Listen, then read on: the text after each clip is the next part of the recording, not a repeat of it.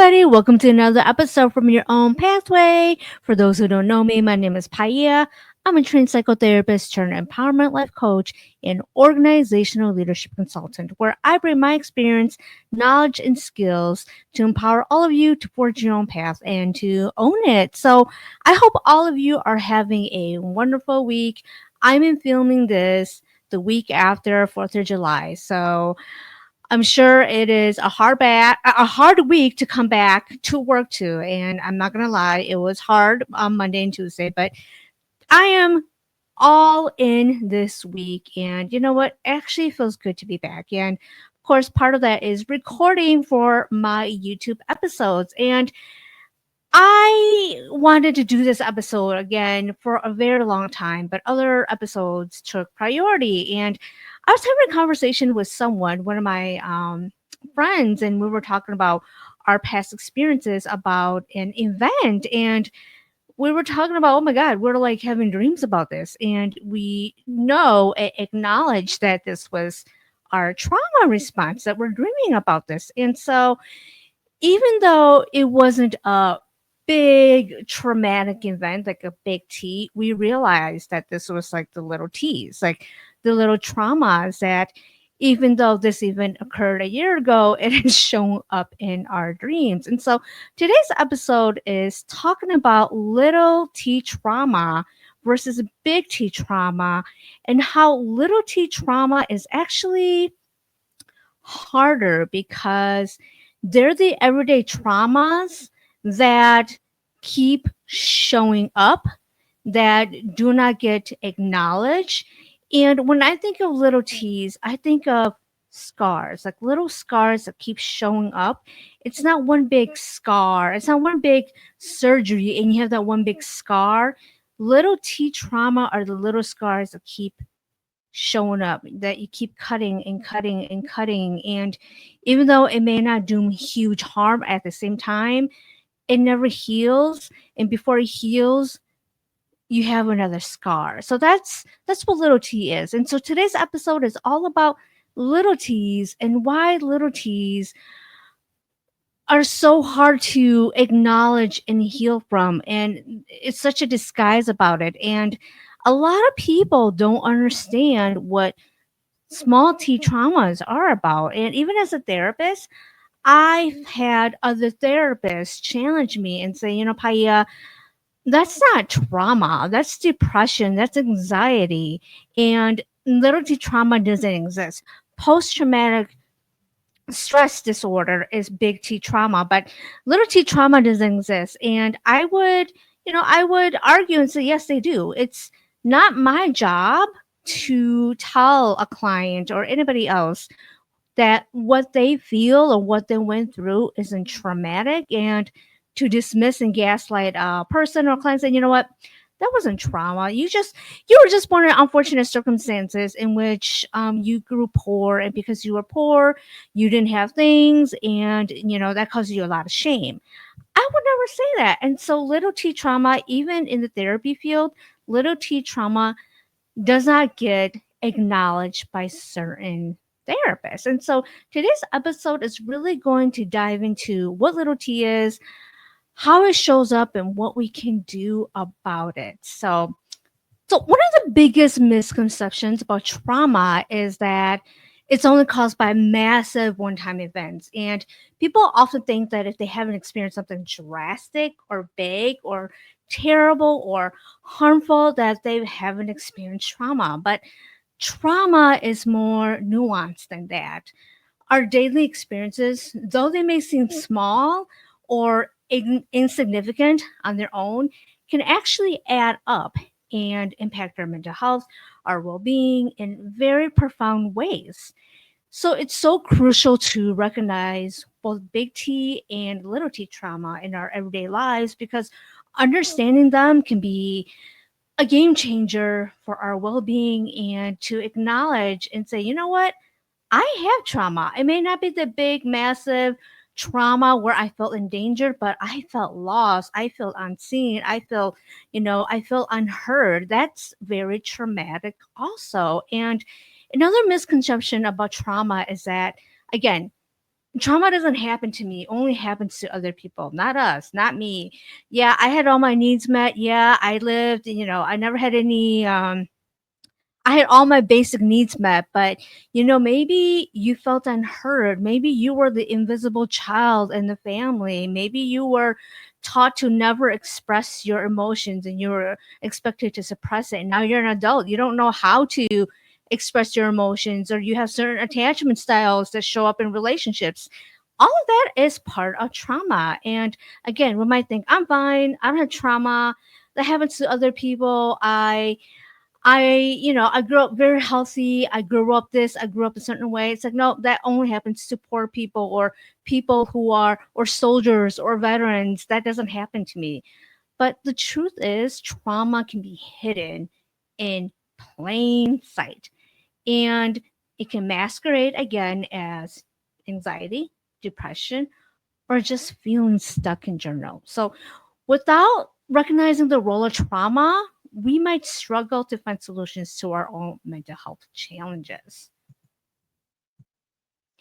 Again, today's episode is all about uncovering the little T's, the little traumas, and how they show up in everyday life. And it's often hidden in plain sight. And yet, even though it's in plain sight, we don't acknowledge it or know what to do with it. So, again, little T traumas are often harder to heal from than big T. And I know people are like, oh no, Paya, that's not true. Big T trauma is so much more, it's harder, it's more painful. And yes, I'm not denying the impact of big trauma, because again, big T trauma is very life threatening. It's where you've been violated, physically violated, where it's out of your control. And so I'm not denying anything that big T is not harmful. What I'm saying is little T's can be harder to heal from the big T because they're often overlooked. Little T's are often overlooked. And again, while big T is life threatening trauma, can be intense and very destabilizing, little T traumas are very subtle, they're repeated, and internalized. And that makes them harder to name, process, and release. So, here are some reasons why little t's are so difficult to heal from. So, they're often harder to identify and validate. Big T trauma is obvious. We see like the abuse, the accidents, war, and it's a type of trauma that everybody acknowledges it. Little T trauma, on the other hand, is often, again, hidden in plain sight. This often can evolve like rejection, emotional neglect, chronic invalidation, and being constantly dismissed. As I say those words, does it feel like, aha? Yeah, that's happened to me lots of times. And so that those are the little T traumas. Again, it's everyday, it's very subtle, and it makes you think, am I really feeling this way or am I overreacting? Those are the little T's because there's no clear event. And again, you may question whether it really counts, it's real. And the word that comes to me is very gaslighting, where you can gaslight yourself and other people will definitely gaslight you and say you're just overreacting, it's all in your head, oh please get over it. It's not that big of a deal. How many of you have heard that from other people, parents, anybody who is higher up or who is actually the one causing the trauma and saying all this to you? And so what happens is the self-doubt slows down healing because with little t's, you may not feel that it's worthy of support or therapy. Others may minimize your pain. Again, it wasn't that bad. It was all in your head. Oh, please grow up. Or, oh, small violin. Where's your violin? And so a lot of people make fun of it and dismiss it and minimize it, which in turn, the person who's expressing this is like, oh my God, I'm just not tough enough. I need to toughen up. This is it's not that big of a deal. Other people real people out there are suffering, and here I am complaining about what I'm feeling. And so we minimize and gaslight ourselves into denying the pain or the experiences that we are going through. And again, gaslighting yourself. I'm just being sensitive. It's not that big a deal. I didn't, I had a house. People who are in war don't have a house. They're running for their lives. And here I'm safe and sound. And I'm complaining about all the things that I'm going through. And so, yeah, you gaslight yourself with the little T's. Another thing about little T's is that they rewire your beliefs over time. And what this means is that little T's are often chronic and cumulative. So they don't hit you all at once. They slowly shape your self worth, your attachment style, your emotional habits, and your coping mechanisms. And so they become your norm, which makes it harder for you to recognize that you're even carrying the trauma. An example of this is a childhood of emotional neglect may not feel traumatic, but it may explain why you overgive, why you people please, or why you avoid vulnerability or you fear abandonment. So, as I say the words, I'm sure people are announcing, okay, yep, that may be my case or my scenario. Number three is little T's, they don't get the same empathy or visibility as big T. And again, I want to say that this is not a competition. It's like, oh, a big T is like more, oh, little T. This is about educating and understanding little T's. Yes, big T's are big, they are very life changing, and yet little T's are life changing too, but they are hidden within that life changing moments or how you show up, how you react, how you act. And society society tends to downplay or ignore little T trauma. And so you often don't get a trauma narrative. You don't feel pressure to just move on. You feel pressure, I should say. You feel pressure to move on. It's like, it wasn't that big of a deal. Why are you holding on to this? Just move on. It's time for you to get over it. And you also learn to hide your hurt and you high function through all of that. Again, is this sounding familiar or not?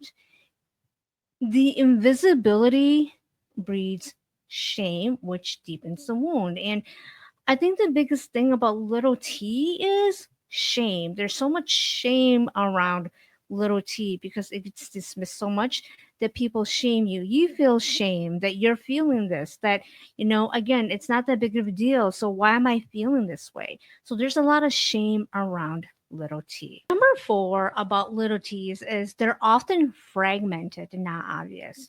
And what this means is little T's don't have little T's have memory gaps, not flashbacks. With PTSD, like post traumatic stress disorder, you often have flashbacks. With little T's, you don't have the flashback, you have memory gaps.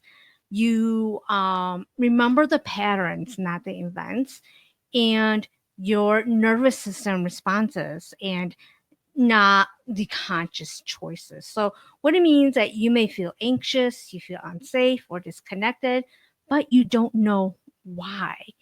And when healing starts, you connect the dots. You finally connect the dots, but that takes emotional work. That takes a lot of emotional work. It takes a lot of awareness.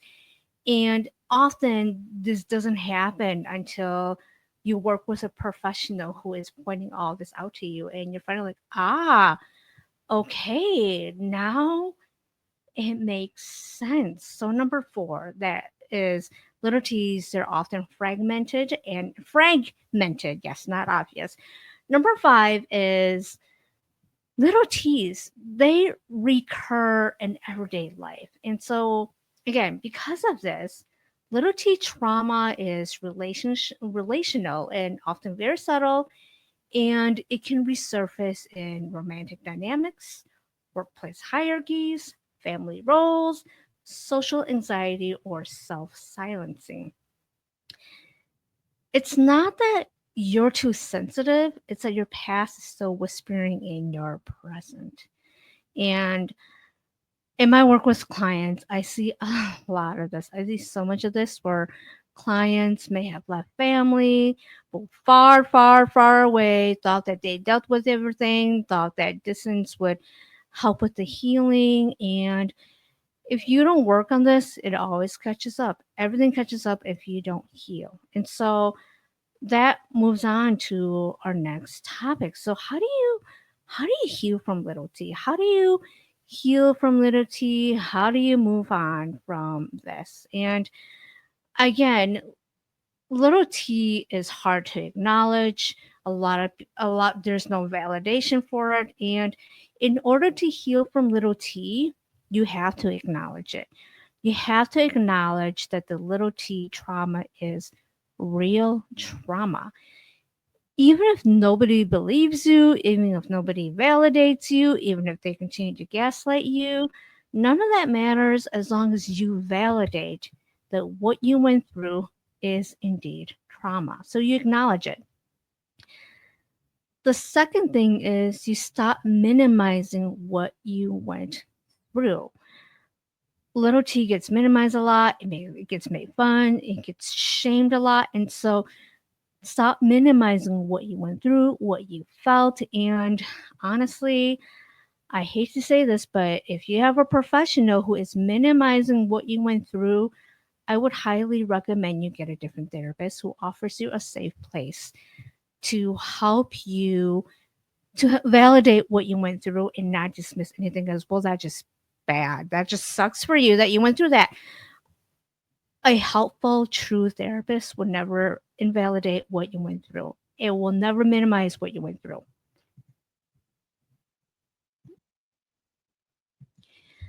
Another thing you can do is work with, again, a therapist, a coach, or a trauma informed spaces. And I would say that in cases of trauma, it's best to work with a therapist who is actually trained in trauma to really help you unpack the emotional patterns that you have gone through and to really educate what it is, what trauma is. So, work with a therapist to unpack all the things that need to be worked on.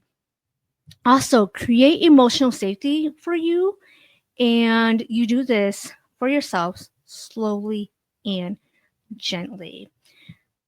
The next one I think is so, so, so important is reparent your inner child.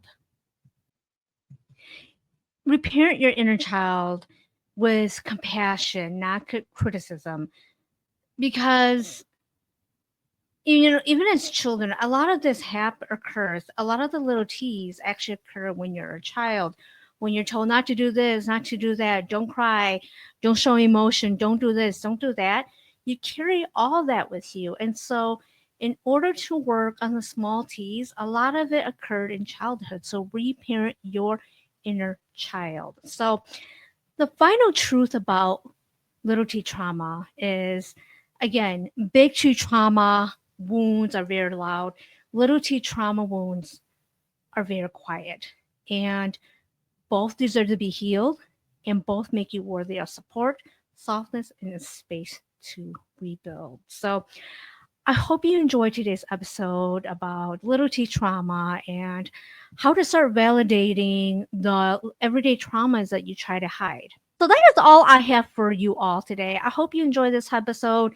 And if I hope you found this episode helpful in educating you about the different traumas and the difference between big T trauma and little t trauma. And again, I just want to say that little t trauma deserves help, validation, and it deserves healing also. So, if you like this episode and if you feel comfortable sharing your big T or small t trauma in the comments and what you did to help you overcome that trauma, please put it in the comment section. Otherwise, all of you have a wonderful week, wonderful day, and I will see you all next time. Take care.